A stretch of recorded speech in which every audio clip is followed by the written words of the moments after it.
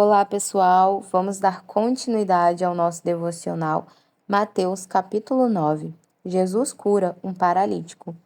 Entrando Jesus num barco, atravessou o mar e foi para sua cidade. Alguns homens trouxeram-lhe um paralítico, deitado em sua maca. Vendo a fé que eles tinham, Jesus disse ao paralítico: Tenha bom ânimo, filho. Os seus pecados estão perdoados.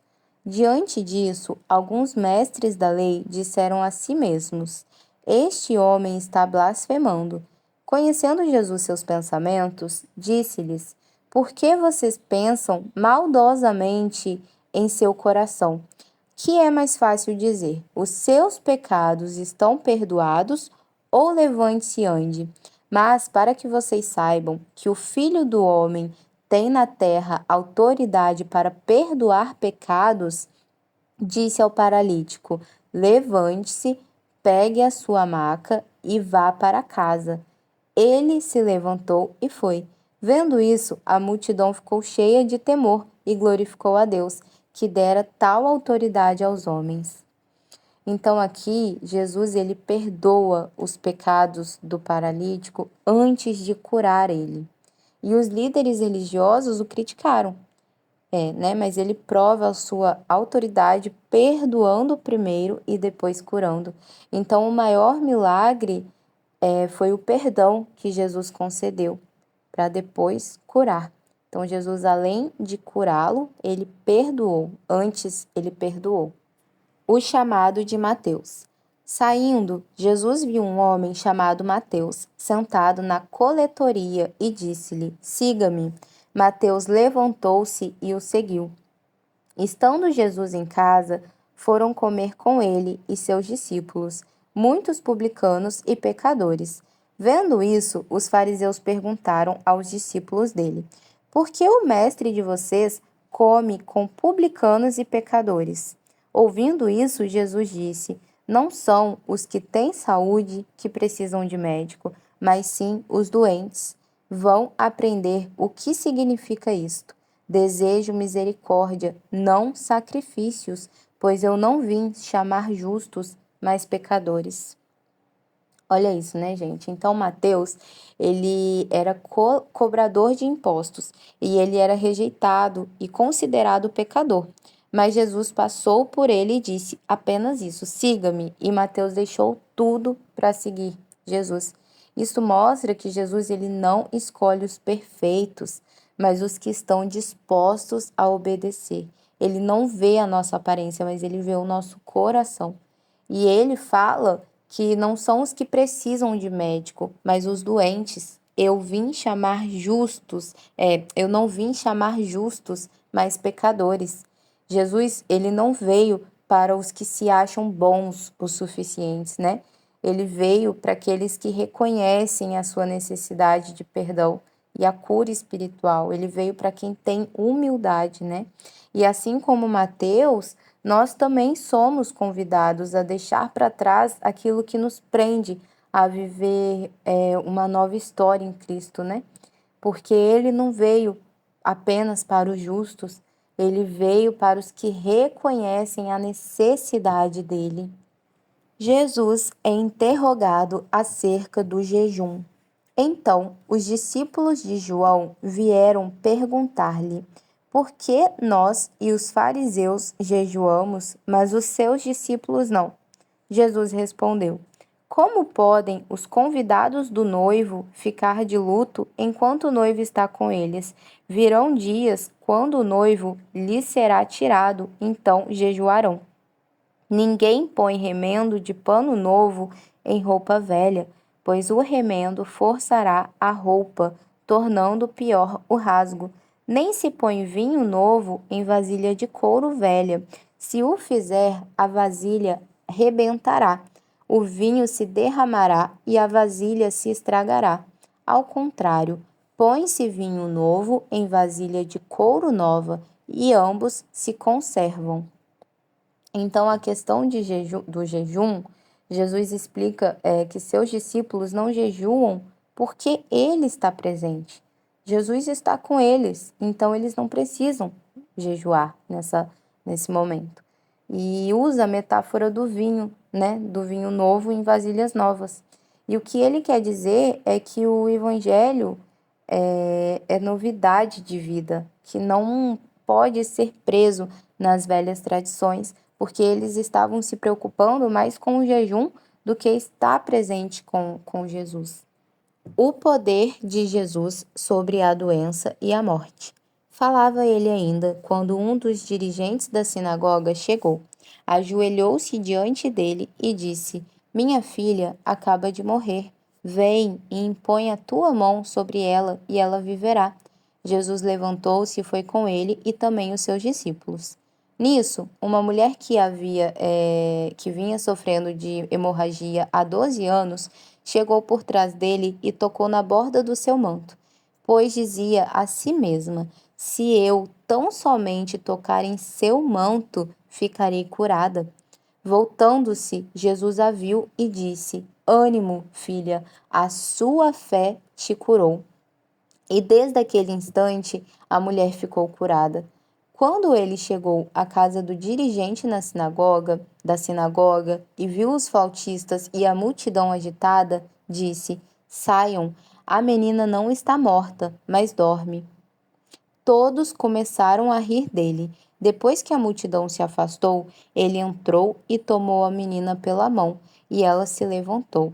A notícia deste acontecimento espalhou-se por toda aquela região. Então, aqui, uma mulher enferma, né, há 12 anos, ela toca na roupa de Jesus e ela é curada pela fé que ela tinha. E ele também ressuscita a filha de Jairo. E aqui mostra que Jesus ele honra a fé, trazendo vida, como aconteceu com a filha de Jairo, e restauração, como ele restaurou a vida da mulher do fluxo de sangue, porque naquela época ela era considerada impura, ela era excluída, e além dela ser curada, Jesus restaurou a vida dela. Então, Jesus ele honra a fé simples e confiante, e ele traz restauração e vida. A cura de 2 cegos e de um mudo. Saindo Jesus dali, 2 cegos o seguiram, clamando: Filho de Davi, tem misericórdia de nós. Entrando ele em casa, os cegos se aproximaram e ele lhes perguntou: Vocês creem que eu sou capaz de fazer isso? Eles responderam: Sim, Senhor. E ele, tocando nos olhos deles, disse: Que seja feito segundo a fé que vocês têm. E a visão deles foi restaurada. Então Jesus os advertiu severamente: Cuidem para que ninguém saiba disso. Eles, porém, saíram e espalharam a notícia por toda aquela região. Enquanto eles se retiravam, foi levado a Jesus um homem endemoniado que não podia falar. Quando o demônio foi expulso, o mudo começou a falar. A multidão ficou admirada e disse: Nunca se viu nada parecido em Israel. Mas os fariseus diziam: É pelo príncipe dos demônios que ele expulsa demônios. Então, aqui, 2 cegos são curados após eles pedirem e terem fé, e um homem mudo que é possuído, né, ele é libertado. E os fariseus acusam Jesus de expulsar demônios por meio do próprio diabo, né? Então, a incredulidade, ela fecha os olhos para o agir de Deus, igual fecharam os olhos dos fariseus. Mas a fé, ela abre caminho para os milagres, igual ele curou o homem possuído, ele curou os cegos, né? A fé abriu caminho para os milagres. E vamos lá. Poucos são os trabalhadores. Jesus ia passando por todas as cidades e povoados, ensinando nas sinagogas, pregando as boas novas do reino e curando todas as enfermidades e doenças. Ao ver as multidões, teve compaixão delas, porque estavam aflitas e desamparadas, como ovelhas sem pastor. Então disse aos seus discípulos: A colheita é grande, mas os trabalhadores são poucos. Peçam, pois, ao Senhor da colheita que envie trabalhadores para a sua colheita. Então aqui Jesus, ele percorre as cidades, curando e ensinando. E ao ver as multidões cansadas e aflitas, ele sente compaixão, né? E diz: a colheita é grande, mas os trabalhadores são poucos. Orem para que o Senhor envie trabalhadores para a sua colheita. Então, a colheita são pessoas que precisam ouvir e experimentar o amor de Deus.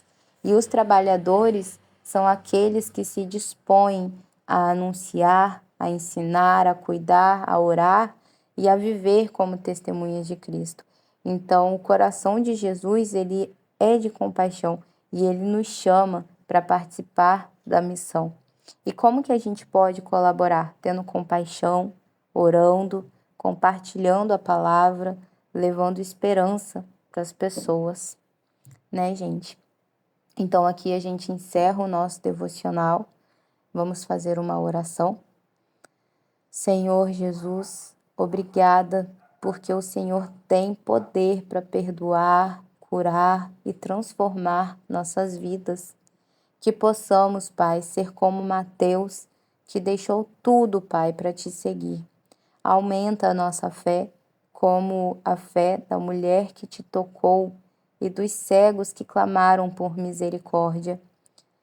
Né, Pai? Nos dê olhos, Pai, para enxergar a tua compaixão e mãos dispostas a servir o Senhor. Que não vivamos, Pai, preso a tradições, mas aberto ao novo que o teu Espírito traz. E que possamos, Pai, ser trabalhadores na tua colheita, levando esperança aos cansados e aos aflitos. Acalma, Paizinho, o nosso coração, esconda-nos no teu esconderijo, abençoa a nossa vida e abençoa a vida da família de cada um que está aqui ouvindo essa oração. Em nome de Jesus, amém.